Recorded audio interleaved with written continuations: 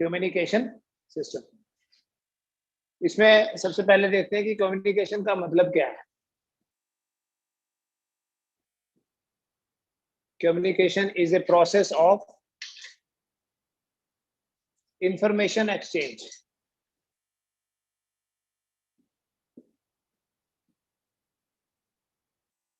एक ऐसा प्रोसेस है जिसमें इंफॉर्मेशन जो है एक्सचेंज होती है। और एक बेसिक जो कम्युनिकेशन सिस्टम है बेटा,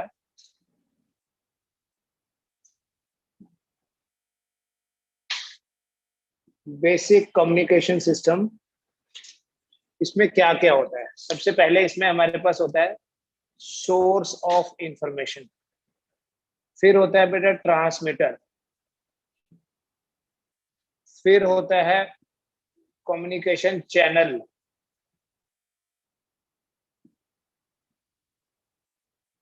number 4 is receiver, and number 5 is destination. ये 5 मेन रिक्वायरमेंट्स हैं किसी बेसिक कम्युनिकेशन सिस्टम की। हमारे बीच में अभी कम्युनिकेशन हो रहा है, एक ब्रेन से इंफॉर्मेशन निकल रही है और थ्रू द वोकल कॉर्ड्स वो बाहर आ रही है। तो ब्रेन हो गया सोर्स और ये जो वोकल कॉर्ड्स है ये हो गया ट्रांसमीटर। इस रूम में जो एयर है वो मीडियम है, कम्युनिकेशन चैनल है, ठीक है। आपके कान है रिसीवर और आपका ब्रेन है डेस्टिनेशन, जो डिसाइड कर रहा है कि आप एक एक वर्ड का मीनिंग क्या है, ठीक है। So this is a block diagram. What we have here, we have a source of information, then we have a transmitter,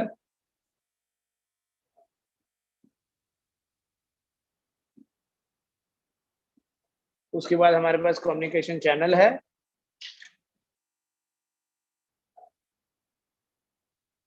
communication channel वो मीडियम होता है जिसमें से सिग्नल ट्रेवल कर रहा है।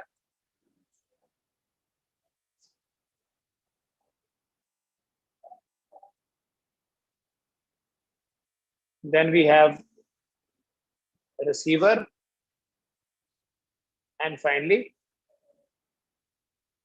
destination। ये ब्लॉक डायग्राम है एक बेसिक कम्युनिकेशन सिस्टम का।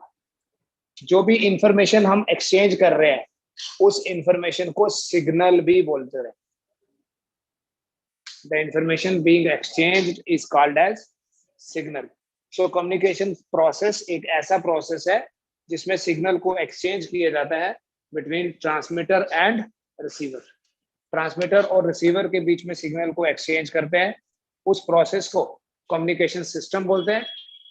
और ये सारा सेटअप है, source of information, transmitter, communication channel, receiver और डेस्टिनेशन, ठीक है।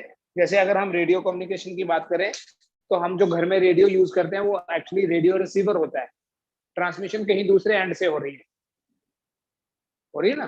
कोई जो रेडियो स्टेशन होगा उस स्टेशन से सिग्नल ट्रांसमिट हो रहा है, यहाँ पहुंच रहा है, हमारे रेडियो के थ्रू वो रिसीव हो रहा है, तो रेडियो को बोलते हैं रेडियो रिसीवर, ठीक है। ये ब्लॉक डायग्राम है। जब डिस्टेंस बड़ा ज्यादा हो जाता है तो देखो, अगर हम ज्यादा डिस्टेंस की बात करें तो एक हमारे पास ट्रांसमीटर होता है, फिर एक होता है एंटीना। ये एंटीना है, फिर ये मीडियम है जिसमें से सिग्नल जा रहा है, and then here we have the receiver. So we have transmitter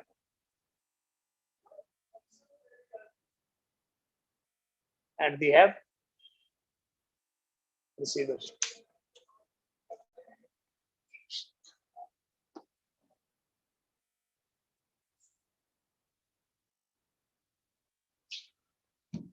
In case of radio communication,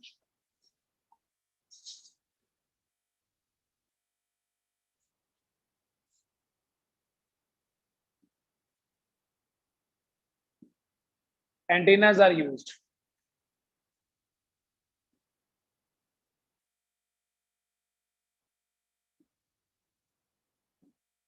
Antennas are used at the transmitting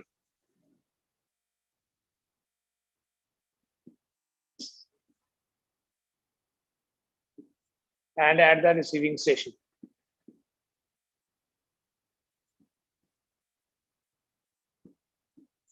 ठीक है। रेडियो कम्युनिकेशन में जब रेडियो वेव्स के थ्रू कम्युनिकेशन करते हैं, रेडियो कम्युनिकेशन क्या हुआ, जब डिस्टेंस बहुत ज्यादा होगा तब जो कम्युनिकेशन करेंगे वो रेडियो वेव्स के थ्रू होगा, तो उसके लिए हम एंटीना यूज करते हैं।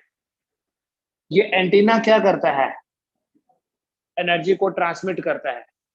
अगर आप यहाँ देखोगे तो इस ट्रांसमीटर के थ्रू इसको इलेक्ट्रिकल एनर्जी मिल रही है, और एंटीना इस इलेक्ट्रिकल एनर्जी को इलेक्ट्रोमैग्नेटिक वेव में कन्वर्ट करता है। तो यहाँ एटमॉस्फेयर में क्या ट्रेवल करता है, वेव्स ट्रेवल करती है। ये रिसीविंग एंटीना क्या करता है, इस वेव को पिक करता है और उसको इलेक्ट्रिकल एनर्जी में कन्वर्ट करता है। वायर में इलेक्ट्रिसिटी फ्लो करती है, वायर में इलेक्ट्रॉन्स फ्लो करते हैं, बट स्पेस में इलेक्ट्रोमैग्नेटिक वेव्स फ्लो करती है। तो ट्रांसमिटिंग एंटीना और रिसीविंग एंटीना दो होते हैं।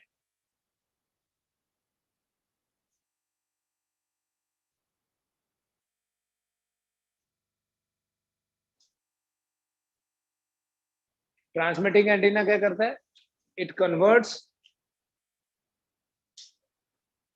इलेक्ट्रिकल एनर्जी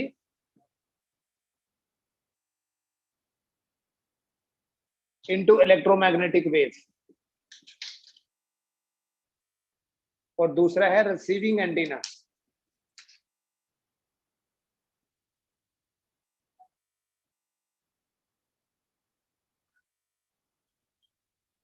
ये रिसीविंग एंटीना क्या करता है, it converts electromagnetic wave into electrical energy.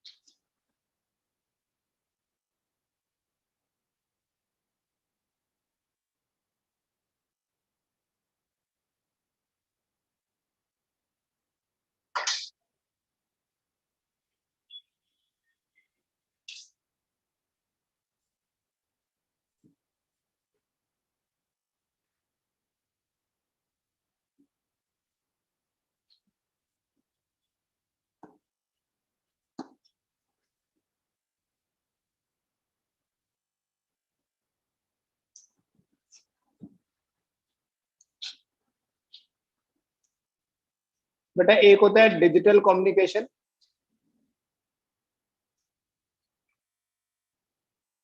जो बाइनरी नंबर सिस्टम पे बेस्ड है,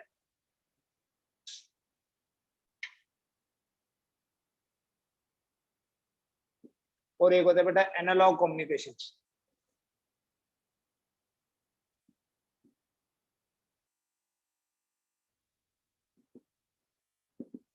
एनालॉग कम्युनिकेशन, एनालॉग सिस्टम होता है बेटा, जैसे यहाँ बाइनरी नंबर सिस्टम कल आपको बताया मैंने, 0 एंड 1।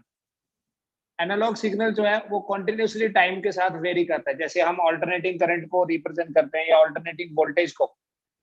तो डिजिटल सिग्नल जो है उसमें दो ही ऑप्शन होते हैं, या तो 1 या 0, ऐसे। लेकिन जो एनालॉग सिग्नल है उसमें कंटिन्यूसली टाइम के साथ वेरी करता है। तो ये हमारा जो ट्रेडिशनल पुराना कम्युनिकेशन सिस्टम है वो ये वाला है, और जो नया लेटेस्ट कम्युनिकेशन सिस्टम है वो डिजिटल टेक्निक से होते हैं।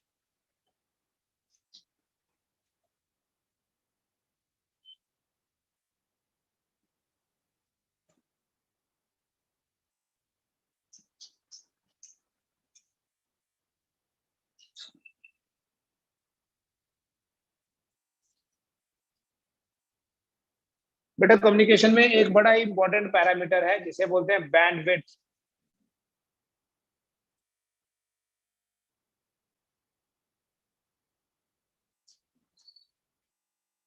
Bandwidth is the frequency range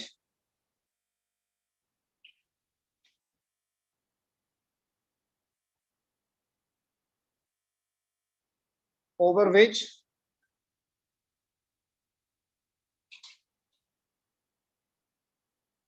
a communication system works। किसी भी फ्रीक्वेंसी रेंज के ऊपर, कोई भी फ्रीक्वेंसी रेंज जो है, रेंज मतलब एक मिनिमम फ्रीक्वेंसी और एक maximum frequency, the frequency range over which a communication system works is called as the bandwidth. जैसे अगर हम नॉर्मल बात करें, हमारी जो ऑडिबल रेंज है,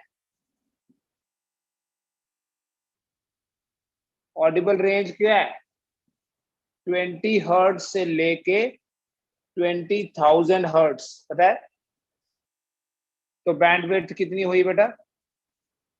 20,000 minus 20, 19,980 hertz. This is the bandwidth of audible range.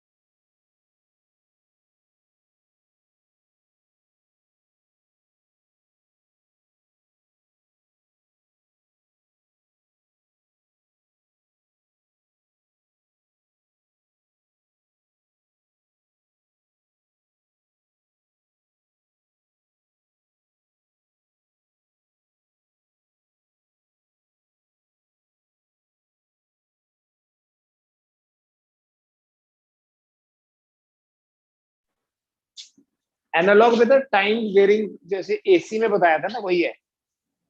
Continuously ऐसा सिग्नल जो कंटिन्यूसली टाइम के साथ वेरी करता है, उस सिग्नल को एनालॉग सिग्नल बोलते हैं। कंटिन्यूस सिग्नल होता है, एनालॉग सिग्नल कंटिन्यूस होता है, हर बार कुछ ना कुछ वैल्यू है। जो डिजिटल सिग्नल है वो या तो 0 है या 1 है। ठीक है, हम बात कर रहे थे बैंडविड्थ की। तो जो हमारी ऑडिबल रेंज है, ऑडिबल फ्रीक्वेंसीज हैं, वो 20 हर्ट्ज से 20 किलो हर्ट्ज होती है, 20,000। तो बैंडविड्थ हो गई 1900, 19,980। ऐसे ही अपना जो स्पीच सिग्नल है, स्पीच सिग्नल्स वो सिग्नल्स हैं जो डेली लाइफ में हम यूज कर रहे हैं। इनकी फ्रीक्वेंसी रेंज है बेटा 300 टू 3100 हर्ट्ज, 300 से 3100। और इसलिए जो बैंडविड्थ है, इनका डिफरेंस जो है उसको बोलते हैं बेटा bandwidth. The bandwidth is 2800 hertz.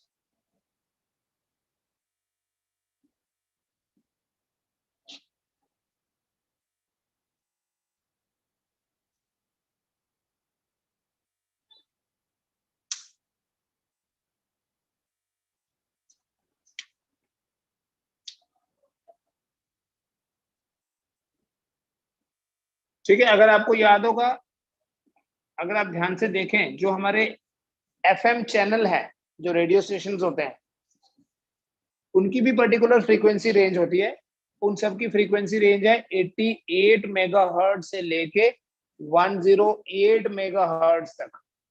जितने भी एफएम स्टेशंस हैं, उनका फ्रीक्वेंसी रेंज ये स्पेसिफाइड है।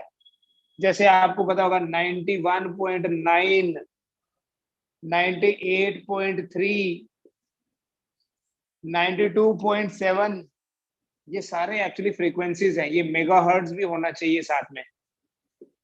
98.3 मेगाहर्ट्ज, 92.7 मेगाहर्ट्ज, तो these are actually the frequency. तो जितना भी हमारा, जो भी हमारा ये एफएम बैंड है, बैंड होता है बेटा ग्रुप ऑफ फ्रीक्वेंसीज। तो एफएम बैंड में जो मिनिमम फ्रीक्वेंसी है दैट इज 88, और जो मैक्सिमम फ्रीक्वेंसी है दैट इज 108। तो फ्रीक्वेंसी रेंज 88 से 108 है। ठीक है, इस बैंड को एफएम बैंड बोलते हैं। हमारे जितने भी फ्रीक्वेंसी मॉड्यूलेशन स्टेशंस हैं वो इसी बैंड में काम करते हैं।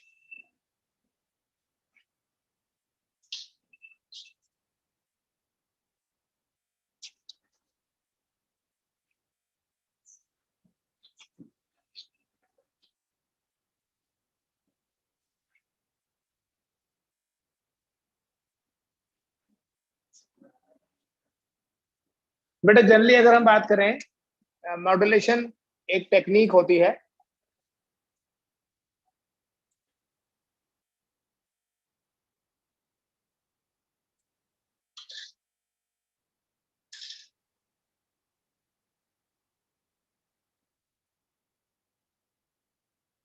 जिसकी हेल्प से हम ऑडियो सिग्नल, देखो मोस्ट ऑफ द टाइम हमारा जितना भी कम्युनिकेशन सिस्टम है उसमें ऑडियो सिग्नल जरूर होता है।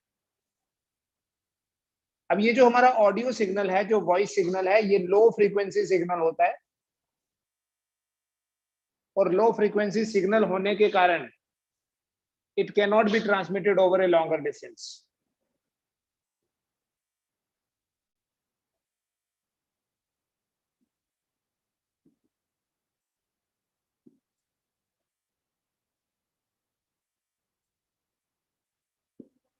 जो ऑडियो सिग्नल है that is a low frequency signal. ठीक है, आपको पता है जब किसी सिग्नल की फ्रीक्वेंसी कम होगी, ई होता है ना एच न्यू, सिग्नल की फ्रीक्वेंसी कम होगी तो उसकी एनर्जी भी कम होगी।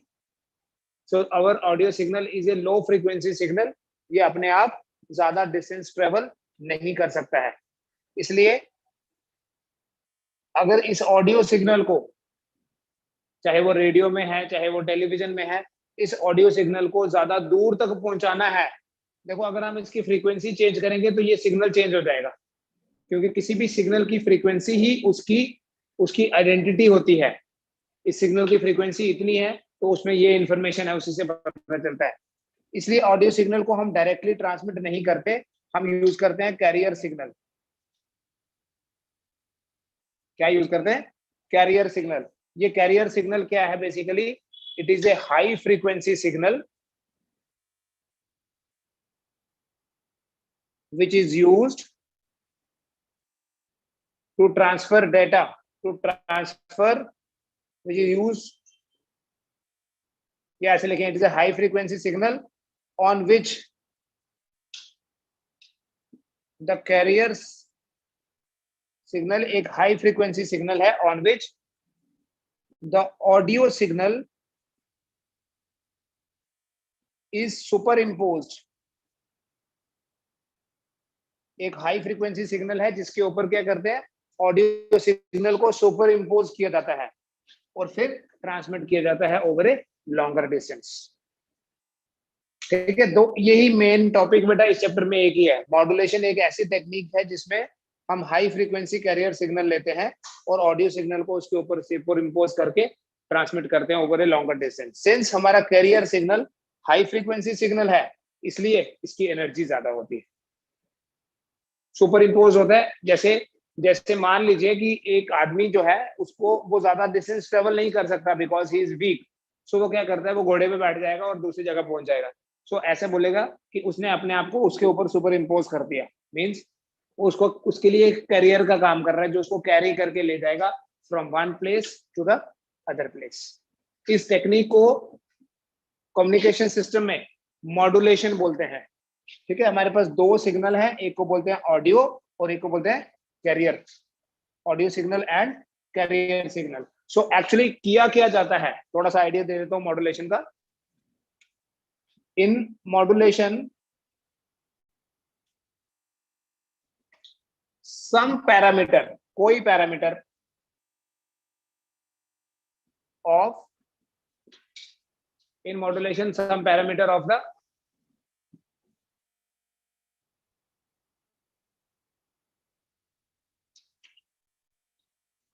carrier signal is changed in accordance with the audio signal। Audio signal के हिसाब से कैरियर सिग्नल के किसी पैरामीटर को चेंज करते हैं, इस फिनोमिना को बोलते हैं modulation. Some parameter of the carrier signal is changed in accordance with the audio signal.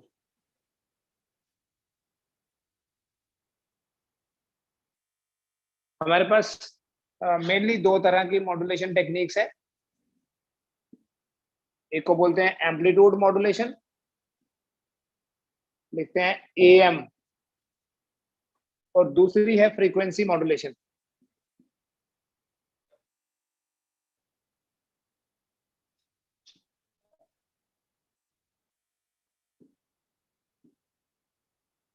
Frequency modulation के लिए हम क्या यूज करेंगे? FM, amplitude modulation and frequency modulation. अब एक वर्ड याद रखना है बेटा, मॉड्यूलेशन का मतलब है चेंज। मॉड्यूलेशन में चेंज किया जाता है। अगर एम्पलीट्यूड मॉड्यूलेशन है तो एम्पलीट्यूड को चेंज करते हैं। इस टेक्निक में क्या होता है, इन am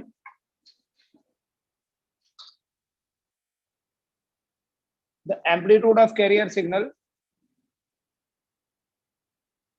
is changed in accordance with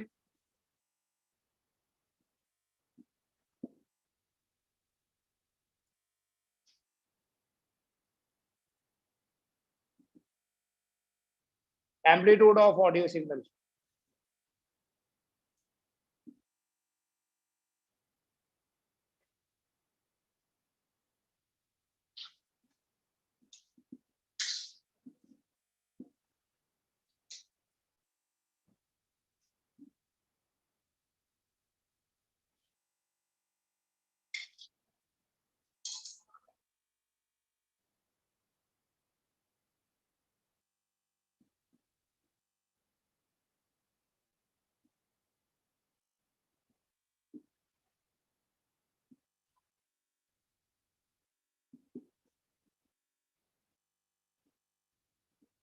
ये दो डेफिनेशन लिखो, मैं समझाता हूँ।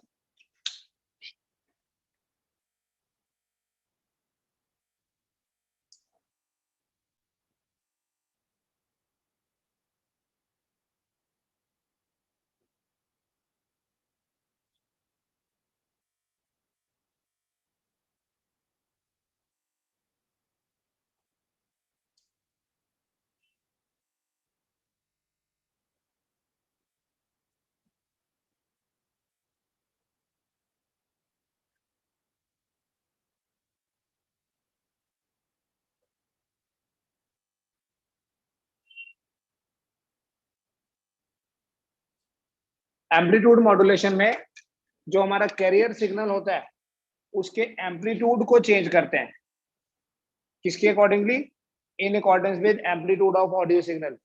और जो हमारी फ्रीक्वेंसी मॉड्यूलेशन है, इसमें कैरियर सिग्नल की फ्रीक्वेंसी को चेंज करते हैं इन accordance with amplitude of audio. मतलब ऑडियो सिग्नल के एम्पलीट्यूड के हिसाब से एक बार एम्पलीट्यूड चेंज करना है और एक बार फ्रीक्वेंसी चेंज करनी है। ठीक है, मैं डायग्राम से समझाऊंगा। यहां पर फ्रीक्वेंसी सेम रहती है, the frequency of audio remains same,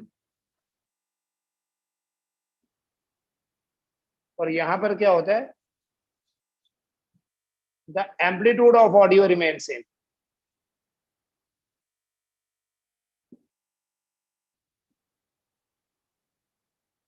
एक में ऑडियो का एम्पलीट्यूड और एक में ऑडियो की फ्रीक्वेंसी सेम रहती है।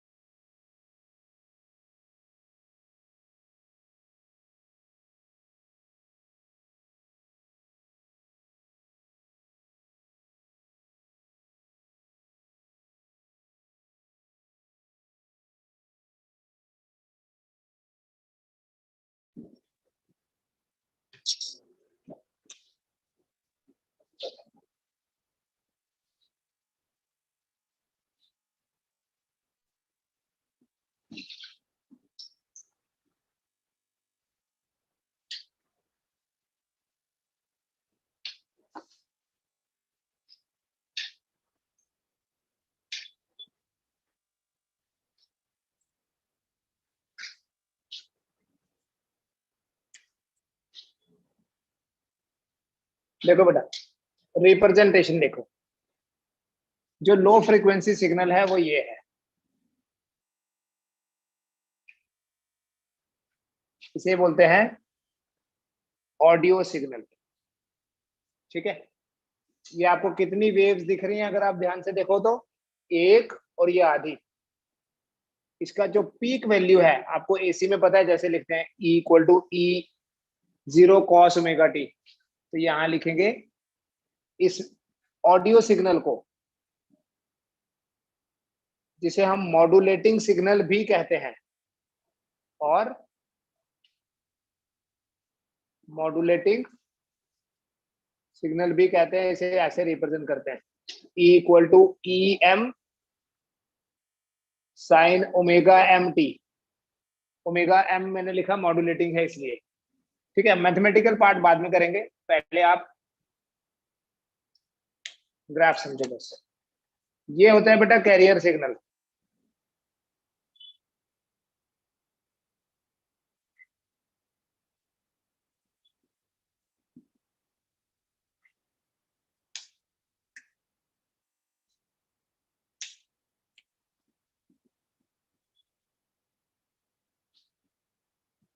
ठीक है, इसकी फ्रीक्वेंसी देखो, फ्रीक्वेंसी ज्यादा होने का मतलब ज्यादा साइकिल्स हैं। अब अगर कोई ऐसा सिग्नल हो, इसी कैरियर सिग्नल के एम्पलीट्यूड को मैं इसके अकॉर्डिंगली कम ज्यादा करूं, जब इसका एम्पलीट्यूड कम है तो इसका कम कर दूं, इसका बढ़ा इसको बढ़ा दूं, इट इज लाइक दिस।